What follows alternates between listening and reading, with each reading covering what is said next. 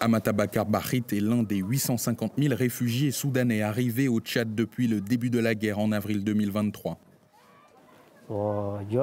Les rebelles des forces de soutien rapide sont venus attaquer l'armée régulière dans notre quartier. L'armée a fui et alors les rebelles ont envahi la zone.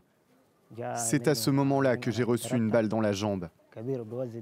On m'a emmené à l'hôpital. Ma jambe a commencé à s'infecter. Les médecins ont constaté que ma jambe était déjà morte. Ils l'ont coupée. Ils n'ont pas pu la soigner. Il est pris en charge par l'ONG Handicap International dans le camp d'Abou-Tengue et suit depuis plus d'1 an un programme de réadaptation.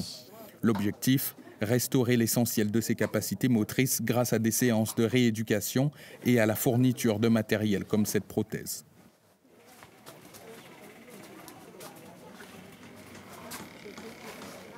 Le fait de voir une patiente vient tout désespéré. Après quelques séances, il te dit qu'il est satisfait et que toi-même, tu vois la patiente marcher.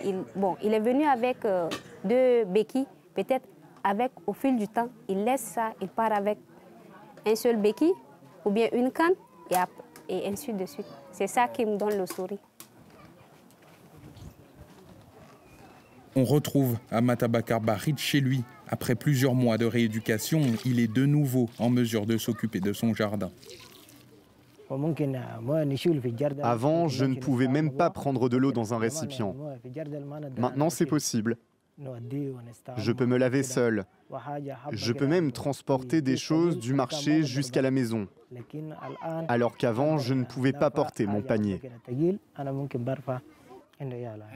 Mi-juin, le Conseil des droits de l'homme de l'ONU dénonçait l'augmentation de l'utilisation d'armes lourdes dans les zones peuplées du Soudan, l'une des principales causes de la multiplication du nombre de civils mutilés.